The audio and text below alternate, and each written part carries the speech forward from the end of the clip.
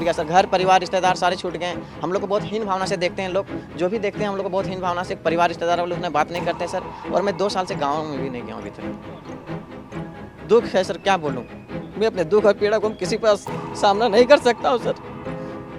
बहुत संघर्ष से पढ़ा हूँ, ट्यूशन पढ़ा के मैं 2012 से ट्यूशन पढ़ा के अभी तक मैं पढ़ाई किया हूँ और मैं कुछ भी हासिल नहीं कर पाया। India is now home to more than 1.4 billion people. A lot of emphasis has been put on its large youth population. And more than 17% workers below 29 years of age are jobless. 2024 holds a bleak future for India's job seekers. Millions of young Indians face the risk of unemployment. Hundreds of people in India applying for jobs in Israel. But without full-time jobs, India's youth will end up becoming a demographic liability. क्या कोई highly graduated इंसान कोई sweeper का नौकरी करना चाहेगा? आपका answer होगा नहीं, लेकिन आप ये जान करके शॉक हो जाएगी, हजारों ग्रेजुएट और पोस्ट ग्रेजुएट इंसान स्वीपर बनना चाहते हैं। टाइम्स ऑफ इंडिया के इस आर्टिकल्स के हिसाब से हरियाणा रोजगार निगम ने ये रिपोर्ट किया कि लगभग 40,000 ग्रेजुएट और लगभग 6,000 पोस्ट ग्रेजुएट ने एक स्वीपर का पोजीशन के लिए अप्लाई किया था। वैसे वो उनकी मजबूरी है, लेकिन आपसे एक अंदाजा जरूर हो गया कि हमारे देश के अनएम्प्लॉयमेंट कितनी पीक पे है। Unemployment remains a serious problem.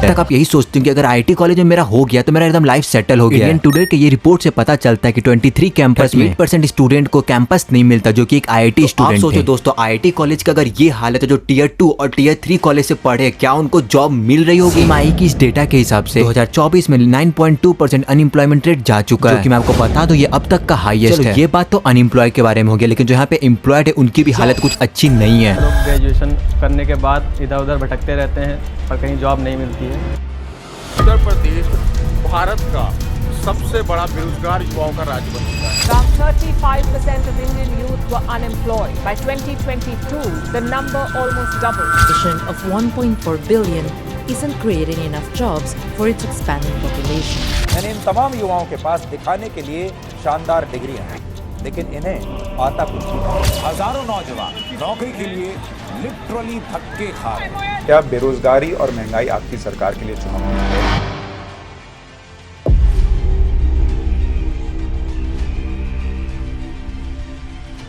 एक तरफ इंडिया फास्टेस्ट ग्रोइंग इकोनॉमी में से एक है। India will be the third largest economy soon. क्या नाम है तेरा? देश प्रेमी। देश प्रेमी नाम है। खाना वाना हो जाता है रोज? होता है, कभी कभी होता है, कभी नहीं होता। कितने टाइम खाते हो दिन में? दिन में हो गए, कभी कभी मिला तो मिला, नहीं तो ऐसा हो मेरा।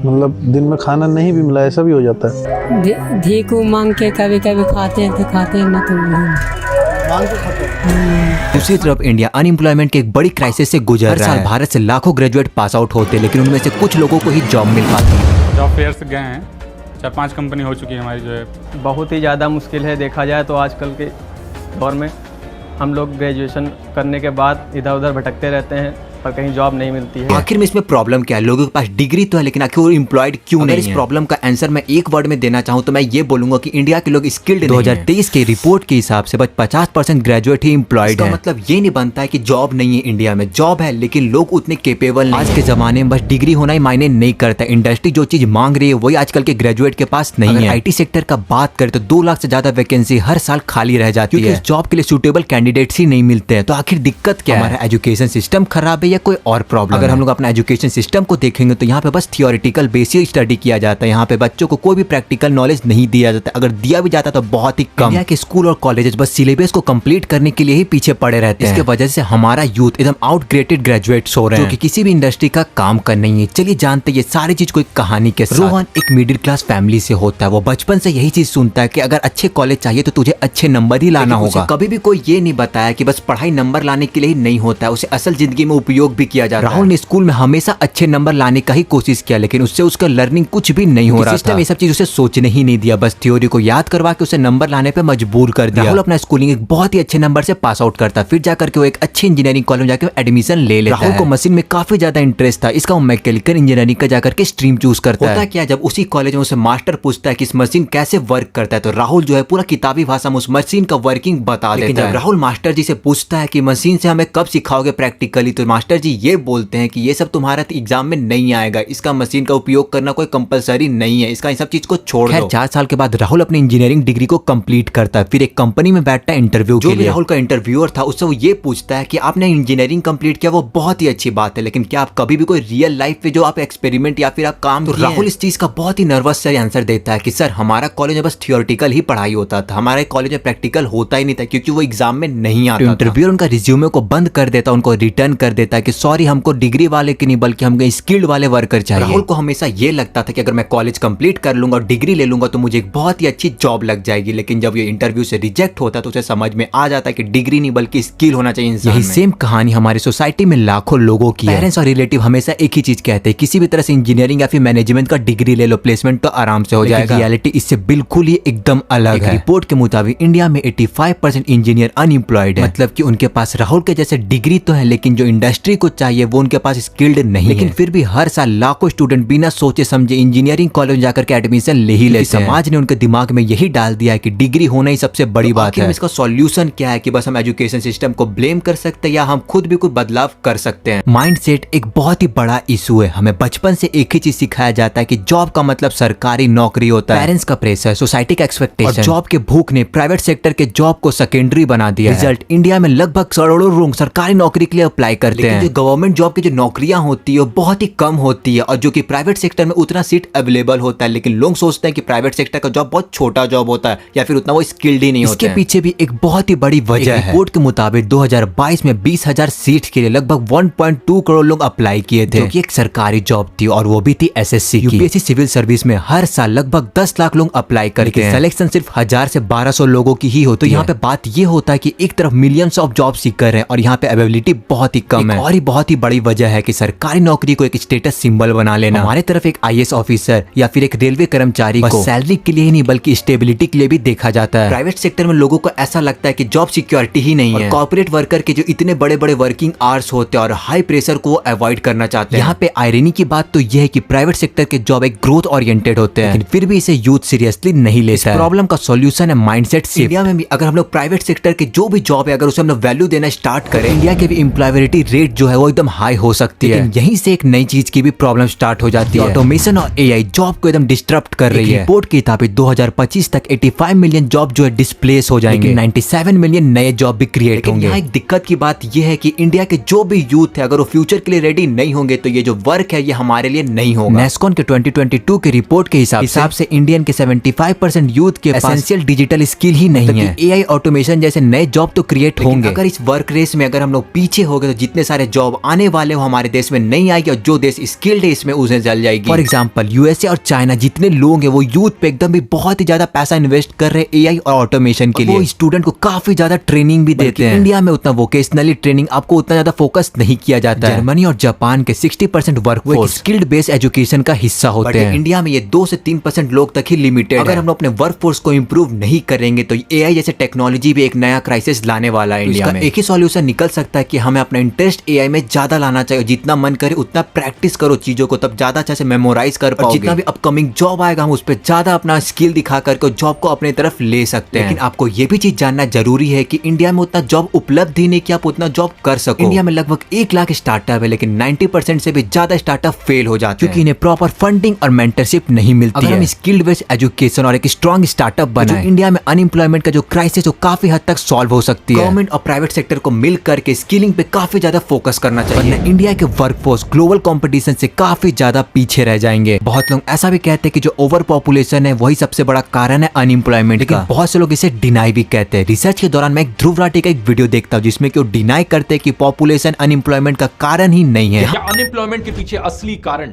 पॉपुलेशन है। हाल ही में इकोनॉमिक सर्वे 2023-24 रिलीज हुआ जिसमें कहा गया कि इंडिया को 2030 तक हर साल 78.5 लाख जॉब्स क्रिएट करने की जरूरत है। इसे 365 से डिवाइड करो तो ये होता है हर रोज की 21,507 नौकरियां क्रिएट करने की जरूरत है। अब मोदी सरकार तो इस काम में पूरी तरीके से फेल हो चुकी है, तो कुछ लोग अब क्या नैरेटिव फैला रहे हैं कि कोई भी सरकार हो इतनी नौकरियां तो कोई भी सरकार नहीं क्रिएट कर सकती। यही लोग आर्ग्यूमेंट्स उठाते हैं कि इंडिया की तो पॉपुलेशन ही इतनी ज्यादा है, अगर इतनी पॉपुलेशन होगी तो कहां से हम नौकरियां क्रिएट कर पाए। अगर पॉपुलेशन ज्यादा ज्यादा है तो डिमांड भी तो ज्यादा होगी चीजों की। ज्यादा पॉपुलेशन के लिए ज्यादा पुलिस ऑफिसर्स चाहिए होंगे, ज्यादा डॉक्टर्स चाहिए होंगे, ज्यादा इंजीनियर्स चाहिए होंगे, ज्यादा टीचर्स की जरूरत होगी। हर चीज उतनी ही ज्यादा चाहिए होगी। और दूसरी बात, नई जॉब्स क्रिएट करने का मतलब ये नहीं कि प्रधानमंत्री मोदी हर रोज अपने हाथों से 21,500 नौकरियां लोगों में बांटेंगे। सरकार का काम होता है ऐसी पॉलिसीज बनाई जाए जिससे कि एक ऐसा एनवायरमेंट क्रिएट हो जहां जॉब क्रिएशन देखे। मैं ध्रुव राठी के पॉइंट से अग्री करता हूँ, लेकिन पूरी तरीका से नहीं। ये बात तो सच है, जितनी ज्यादा पॉपुलेशन होगी उतना ही ज्यादा जॉब अपॉर्चुनिटी मिलेगा, क्योंकि उतना ज्यादा वर्कफोर्स रिक्वायर्ड होगी उस पॉपुलेशन को सर्व करने के लिए। ओवर पॉपुलेशन किसी भी देश के लिए सही नहीं है। जितना ही तेजी से जो पॉपुलेशन का ग्रोथ हो रहा है, जॉब अपॉर्चुनिटी उतना तेजी से ग्रोथ नहीं हो रहा है, इसे टैकल करना आसान बात नहीं है। दूसरा बात यह है कि पॉपुलेशन जितना ज्यादा बढ़ेगा, रिसोर्सेज भी लोगों में उतने ज्यादा डिवाइड होगा, जिससे महंगाई बढ़ जाएगी। इसे एक एग्जांपल से समझिए, जो जमीन को खरीदने के लिए पहले 10 लोग थे, अब 100 लोग हो चुके, तो डिमांड बढ़ा तो प्राइस भी बढ़ जाएगा। तो आराम से समझ लीजिए कि इसको खरीदने के लिए कितना ज्यादा पैसा लगेगा। लेकिन जो लोगों की सैलरी वो उतनी तेजी से नहीं बढ़ेगी, बल्कि और कंपटीशन के कारण उनकी सैलरी घटी जाएगी, जिससे एक नेगेटिव साइकिल शुरू हो जाएगा। लोग खर्च करना ही कम कर देंगे। तो इससे क्या नुकसान होगा कि बिजनेसेस को नुकसान होने लगेगा। नुकसान होने पे बिजनेसेस वाले लोग क्या करते हैं, ले आओ, मतलब कि इससे ज्यादा और ही अनएम्प्लॉयड होते ही चले जाएंगे लोग। अल्टीमेटली यही बात आता है कि जो ओवर पॉपुलेशन है वो डायरेक्ट अनएम्प्लॉयमेंट क्रिएट ना करता हो, लेकिन ये भी सच बात है कि इसके पीछे का ये कारण ही नहीं। चलिए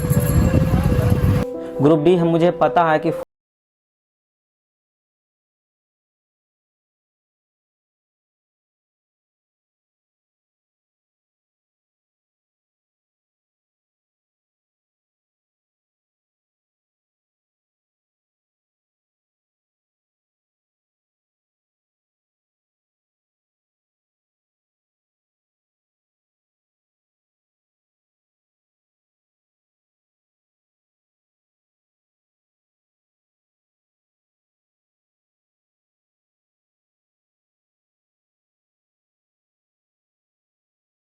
से हम बाहर में रह रहे हैं। थोड़ा नजर डाल देते कुछ स्टूडेंट के ऊपर भी। अभी जो लड़का को देखे उनका नाम विक्रम है, जो कि पटना में रह करके गवर्नमेंट जॉब का तैयारी कर रहे हैं। 2014 से अपने गवर्नमेंट जॉब का तैयारी कर रहे हैं, लेकिन ग्रुप डी तक का अभी तक इनका सिलेक्शन नहीं हुआ है। जब आपने तैयारी शुरू करी आप कितने साल के थे? सर उस समय हम 18 साल के थे। और अभी हम 30 साल के हो गए। 30 साल के हो गए। तो पिछले 12 सालों में आपने अपनी जिंदगी में क्या किया है?